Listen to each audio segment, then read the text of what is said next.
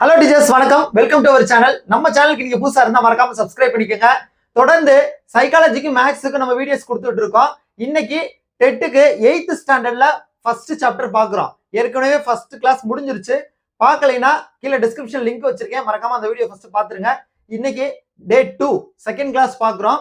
உங்களுக்கு டே 1 டே 2 டே 3ன்னு வரிசையா வச்சிருப்பேன். ஏன்னா அடுத்தடுத்து நீங்க வீடியோஸ் பார்த்து படிக்கிறதுக்கு ஈஸியா இருக்கணும் அப்படின்றதுக்காக. இன்னைக்கு டே 2 விகிதமுறு எண்கள் ரேஷனல் நம்பர்ஸ்ல அதுல ஆபரேஷன் யூஸ் பண்ண போறோம். அதாவது வகுத்தல் பெருக்கல் எப்படி யூஸ் பண்றது அப்படிங்கறதா. அதுவும் ஸ்டேட்மெண்ட் சம் வேணும் சார் அப்படின்னு கமெண்ட் பண்ணிருந்தீங்க. சோ அதனால இன்னைக்கு அந்த சம்ஸ் தான் பார்க்க போறோம். டீச்சர்ஸ், ரொம்ப ரொம்ப முக்கியமான கான்செப்ட் மட்டும் தான் நடத்துவேன். நான் ஏற்கனவே சொல்லியிருக்கேன், 3 தடவை டெட் பாஸ் கேண்டிடேட் நானு. 2013 பாஸ், 7 வருஷம் தான் எலிஜிபிலிட்டி இருந்துச்சு அப்ப. அதனால திரும்ப பேப்பர் 2 எழுதி பாஸ் பண்ணேன். Paper 1 pass. ஸோ மொத்தம் 3 டெட் பாஸ் பண்ணியிருக்கேன். என்னோட எக்ஸ்பீரியன்ஸ்ல சொல்றேன். நான் என்ன சொல்றேன்னா அதை மட்டும் படிங்க. தேவையில்லாத ஃபுல் புக்கை படிக்காதீங்க. செலக்டிவா நான் கொடுக்குறேன், அதை மட்டும் படிங்க. கண்டிப்பா நீங்க மேக்ஸ்ல 30க்கு 30 போடுவீங்க, அதுக்கு நான் கேரண்டி. சரிங்களா? ஃபர்ஸ்ட் நம்ம 8th முடிச்சுட்டு அடுத்து 7th 6th எல்லாமே கம்ப்ளீட்டா மேக்ஸுக்கு ஃபுல் கோர்ஸ் ஃப்ரீயாவே நம்ம யூடியூப் சேனல்ல வீடியோ கொடுத்துருவேன். ஸோ நீங்க வேற எதுவுமே படிக்க தேவையில்லை. இன்னைக்கு கிளாஸ் பாருங்க. எடுத்துக்காட்டு 1.16 இரு விகிதமுறு எண்களின் கூடுதல் 4/5. அப்ப 2 விகிதமுறு எண் இருக்கு. விகிதமுறு எண் எப்படி கண்டுபிடிக்கணும்னு சொல்லியிருக்கேன்? பின்னம். பின்னம்னாலே அது விகிதமுறு எண் தான். அப்ப 2 பின்னம் இருக்கு, அதை கூட்டுனா 4/5. அதுல ஒரு நம்பர் 2/15னா இன்னொரு நம்பர் என்ன, மற்றொரு எண்ணை காண்க அப்படின்னு கேக்குறாங்க. அப்ப கூடுதல் என்ன கிடைக்கணும்? 4/5 கிடைக்கணும். இப்ப நான் 2 நம்பரை கூட்ட போறேன். அதுல ஒரு நம்பர் தான் இருக்கு, இன்னொரு நம்பர் இல்ல. அந்த ஒரு நம்பரை நாங்க எழுதிக்கங்க, 2/15. இதுதான் ஒரு நம்பர். இன்னொரு நம்பர் தான் கண்டுபிடிக்கணும், அது எனக்கு தெரியாது, அதனால அது எக்ஸ்னு வச்சுக்கிறேன். ஓகேவா? இப்ப கொடுத்த நம்பர் 2/15, எனக்கு தெரியாத நம்பர் எக்ஸ். இப்ப இது ரெண்டையும் கூட்டுனா விடை 4/5. சோ இந்த 2/15ஐயும் இது தெரியாத நம்பர் எக்ஸ்னு வச்சிருக்கோமா, இது ரெண்டையும் கூட்டுங்க. கூட்டினா என்ன வரணும்? 4/5ன்னு வரணும். இப்ப இதை சுருக்கணும்னா நமக்கு ஆன்சர் கிடைச்சிடும். எக்ஸ் அப்படியே வச்சுக்கோங்க, அதுதான் எனக்கு வேணும். இப்ப இந்த நம்பர் அங்கிட்டு போறப்ப என்ன ஆயிரும்னா மைனஸ்ல வந்துடும். 2/15 மைனஸ்ல வந்துடும்.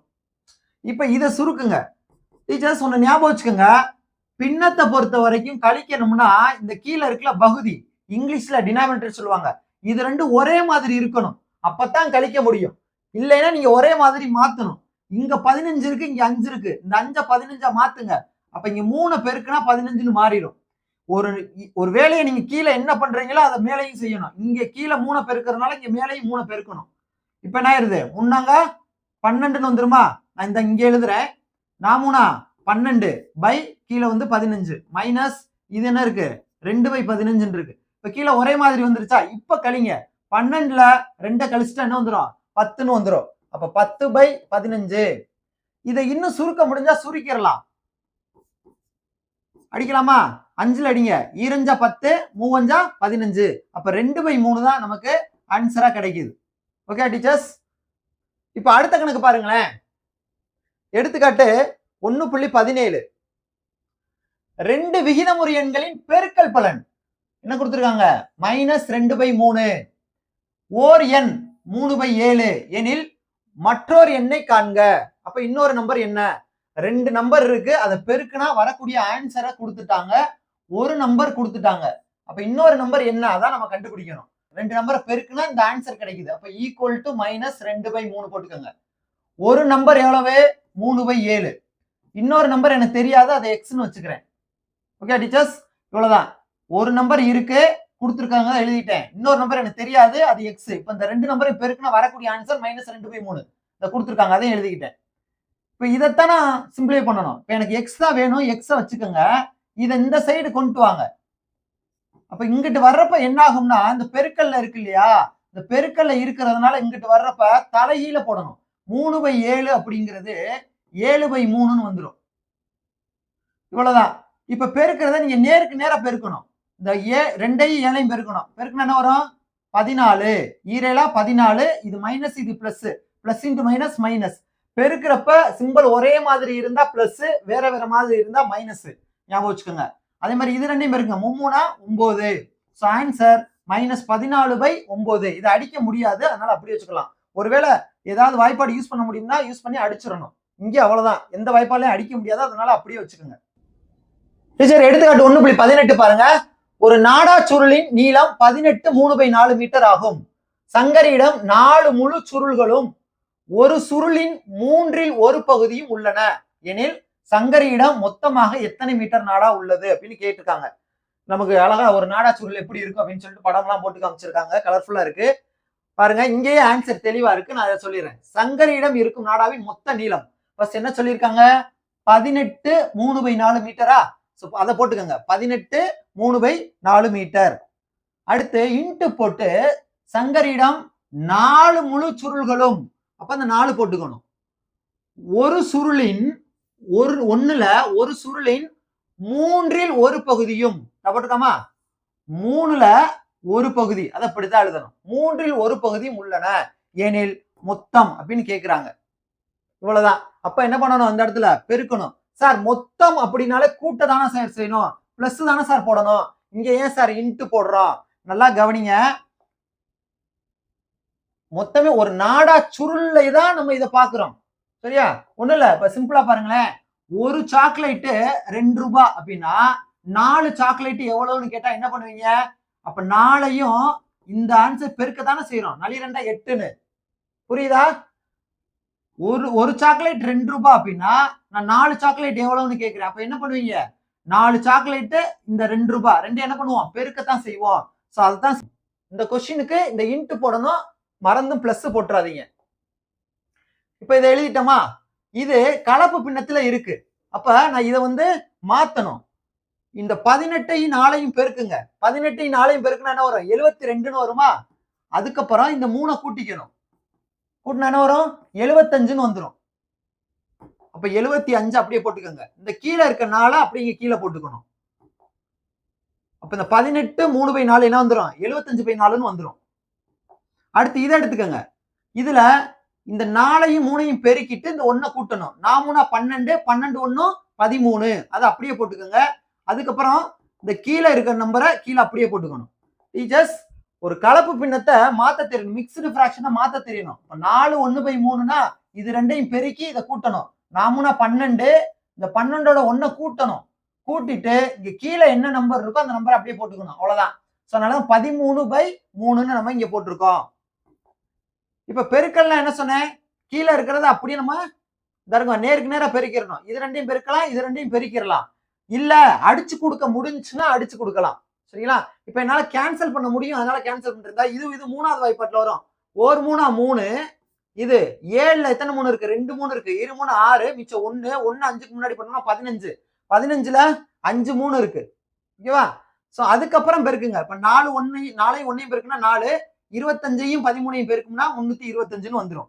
இப்ப 325 4ஆல வகுக்கணும். பாருங்க, 325 4ஆல வகுக்க போறேன். 3ல 4 போகாது. அப்ப 2 நம்பர் எடுத்துக்கிடுவோம். 32. அப்ப 8 தடவை வருமா? 4 8 32ன்னு வந்துடும். இதை கழிச்சிடலாம். இப்ப 5 மட்டும் கீழே இறக்குங்க. ஏன்னா 32 கழிச்சுட்டா 0 வந்துடும். அடுத்து 5 கீழே இறக்கிடுவோம். 5ல எத்தனை நாள் இருக்கு? ஒரு நாள் இருக்கு. ஒரு நாளா 4 மிச்சம் 1. இப்ப கலப்பு பின்ன எழுதுறதுக்கு எப்பயுமே நல்லா தெரிஞ்சுங்க. இப்படி வரணும். இந்த 81 இருக்கு இல்லையா? இந்த 81 ஃபர்ஸ்ட் போட்டுக்கோங்க. இந்த மீதி இருக்குல்ல, மீதியை மேல போட்டுக்கணும். எந்த நம்பர் வகுக்குதோ அதை கீழே போட்டுக்கணும். அவ்வளவுதான். இதை எழுதிருக்காங்களா சார்? இன்னும் கொஞ்சம் வேற மாதிரி சொல்லி கொடுங்க சார் ஈஸியா அப்படின்னா, பாருங்க ஒண்ணு இல்ல, இதை அப்படியே எடுத்துக்கோங்க. இதை கேன்சல் பண்ணுங்க.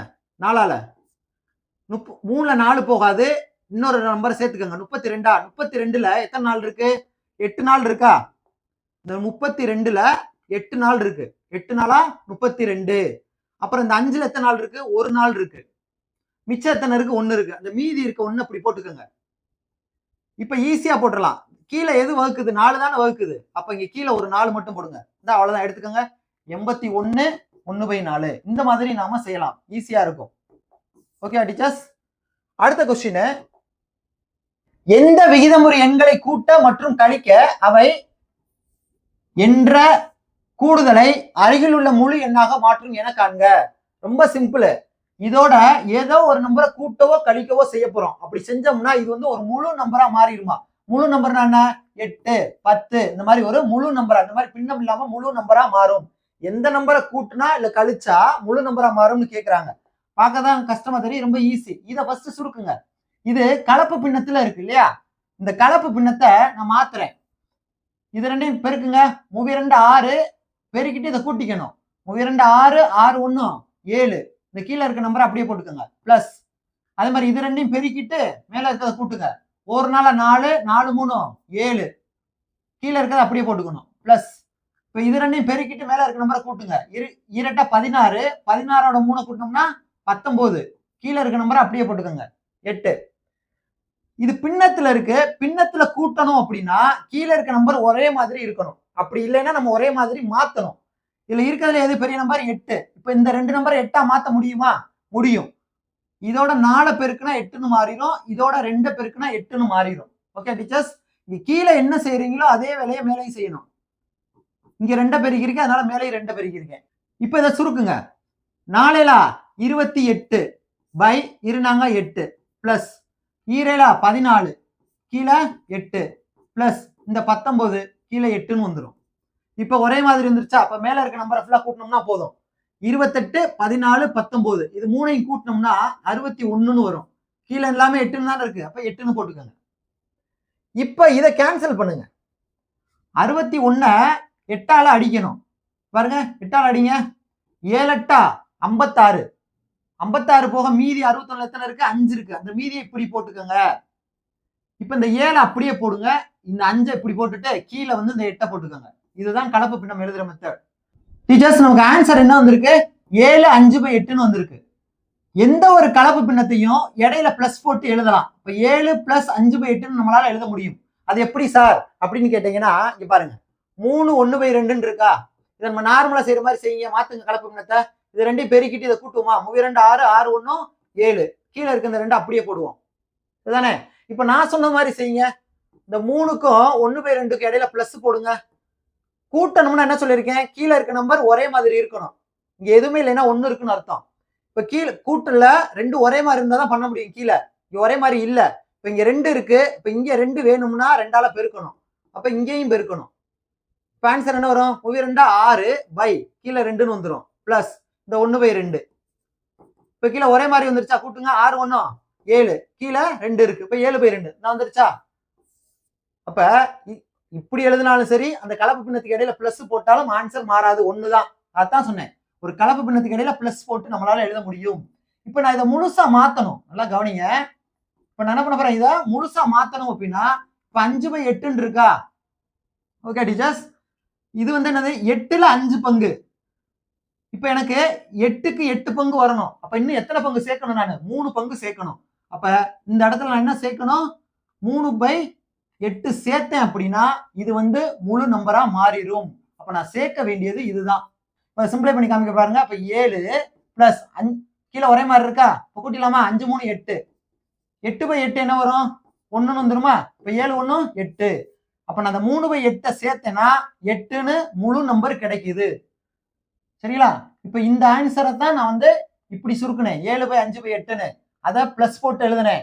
இந்த 5/8ஓட நான் ஒரு 3/8 சேர்த்தேன்னா அது வந்து எனக்கு முழு நம்பரா கிடைச்சிருது. அதான் நம்ம கேள்வி. இது முழு நம்பரா மாத்துறதுக்கு நீங்க எந்த நம்பரை கூட்டணும் அப்படின்னு கேட்டாங்க. அப்ப நான் எந்த நம்பரை கூட்டணும்? 3/8 கூட்டணும். அது எப்படி சார் கண்டுபிடிக்கிறது அப்படின்னா, இந்த இடத்த கவனிங்க. 5/8 வருது. இது 8ல 5 பங்கு. 8ல 8 பங்கு முழுமை அடையணும் அப்படின்னா இன்னும் 3 பங்கு தேவை. அப்ப 3/8 நான் கூட்டினா போதும். ஓகேவா? So answer 3/8. அடுத்த சமம் பாருங்க. ஒரு மாணவர் ஒரு எண்ணை 8/9ஆல் பெருக்குவதற்கு பதிலாக தவறுதலாக 8/9ஆல் வகுத்து விட்டார். அவருக்கு கிடைத்த விடைக்கும் சரியான விடைக்குமான வித்தியாசம் 34 எனில் அந்த எண்ணை காண்க. இப்போ ஒரு நம்பர் இருக்கு, அந்த நம்பரை 8/9ஆல பெருக்கணும். அதுக்கு பதிலா 8/9ஆல வகுத்துட்டாரு, தப்பா பண்ணிட்டாரு. பட் அவர் கிடைச்ச விடைக்கும் அந்த சரியான விடைக்குமான வித்தியாசம் கொடுத்துருக்காங்க. அப்ப அந்த நம்பர் என்னன்னு கேட்கிறாங்க. நான் அந்த என்ன நம்பர்னு கேட்டிருக்காங்களே அதை நான் எக்ஸ்னு வச்சிருக்கேன். இப்ப இதுக்கு என்ன அர்த்தம்? எக்ஸ இதோட என்ன பண்றாரு? பெருக்கணும். இந்த பெருக்கிறதுக்கு பதிலா என்ன பண்ணிட்டாரு? வகுத்துட்டாரு. சரியா? இதான் பண்ணிருக்காரு. எக்ஸ 8/9ஆல பெருக்கிறதுக்கு பதிலா எக்ஸ 8/9ஆல என்ன பண்ணிட்டாரு? வகுத்துட்டாரு. அதனால தான் மேல போட்டிருக்கேன். இப்ப இதோட ஆன்சர் என்ன வரும்? 8x/9. இது என்ன பண்ணணும் பாருங்க. எக்ஸ் இந்த 8/9 எதுல இருக்கு? வகுத்தல்ல இருக்கு. வகுத்தல் வந்து மேல வரப்ப நேரம் பெருக்கல் ஆயிரும். அப்ப இதை சுருக்கணும்னா 9x 2 பெருக்கிருங்க. 9x/8 வகுத்தல்ல இருக்கக்கூடிய இந்த நம்பரை மேல கொண்டு வந்தோம்னா பெருக்கல மாறிடும். அப்போ 9x/8ன்னு வந்துடும். இப்ப இது ரெண்டுக்கான வித்தியாசம் கொடுத்துருக்காங்க. எவ்வளவு? 34. வித்தியாசம்னா என்ன அர்த்தம்? கழிக்கணும். ரெண்டுக்கான வித்தியாசம். இப்ப 5க்கும் 3க்கு வித்தியாசம்னா என்ன அர்த்தம்? 5ல 3 கழிக்கணும் 2. அதைத்தான் செய்யறோம். அப்ப ரெண்டுக்கான வித்தியாசம்னா கழிக்கணும். 9x/8க்கும் 8x/9க்கும் உள்ள வித்தியாசம். இந்த ரெண்டு நம்பருக்குள்ள வித்தியாசம். வித்தியாசம்னா எப்பவுமே பெரிய நம்பர் ஃபர்ஸ்ட் போடுங்க. எவ்வளவா? 34. அப்படின்னா அந்த நம்பர் என்னன்னு கேக்குறாங்க. அந்த நம்பர் தான் எக்ஸ். டீச்சர்ஸ் கழிக்கணும் அப்படின்னாலும் கீழே இருக்க நம்பர் ஒரே மாதிரி இருக்கணும். அப்படி இல்லைன்னா நீங்க ஒரே மாதிரி மாத்தணும். சரியா? இங்க வேற வேற நம்பர் இருந்தா உங்களுக்கு ஈஸியா ஞாபகம் வச்சுக்கோங்க. இங்க என்ன பண்ணிருங்க? 9 பெருக்கிருங்க. இதை மாத்தி பெருக்கிருங்க. இங்க 9 பெருக்கிருங்க. இங்க 8 பெருக்கிருங்க. இல்லைன்னா இதை வந்து குறுக்கு பெருக்கம் பண்ணுவாங்க. இது ரெண்டையும் பெருக்கிட்டு இது ரெண்டையும் பெருக்கிட்டு இது ரெண்டையும் பெருக்குவாங்க. நான் ஒரே மாதிரியே கொண்டு போயிறேன். இதை மாத்தி போடுங்க. இந்த 9 இங்க பெருக்கிருங்க, 8 இங்க பெருக்கிருங்க. இப்ப கீழே என்ன பண்றோமோ அதே வேலையை மேல செய்யணும்.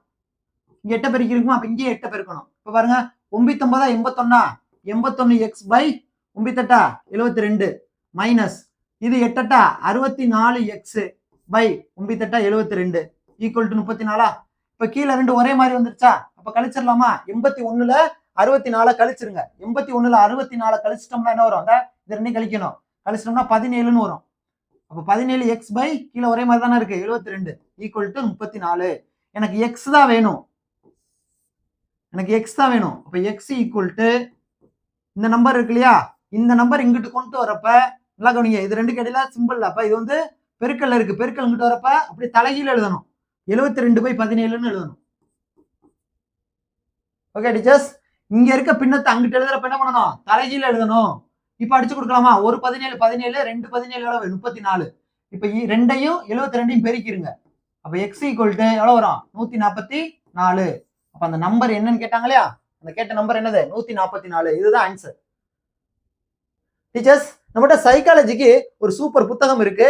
இந்த புத்தகம் ப்ரீவியஸ் இயர் கொஸ்டின் 2012ல இருந்து 2025 வரைக்கும் நடந்த ப்ரீவியஸ் இயர் கொஸ்டின் பிளஸ் செலக்டிவான டாபிக்ஸ் எது ரொம்ப ரொம்ப முக்கியமோ அந்த கான்செப்டை ஃபுல்லா தொகுத்து கொடுத்துருக்கோம்.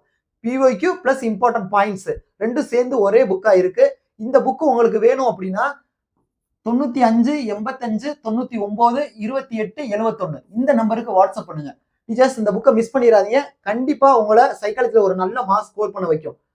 ஓகே டீச்சர்ஸ், அடுத்த வீடியோல சந்திக்கலாம்.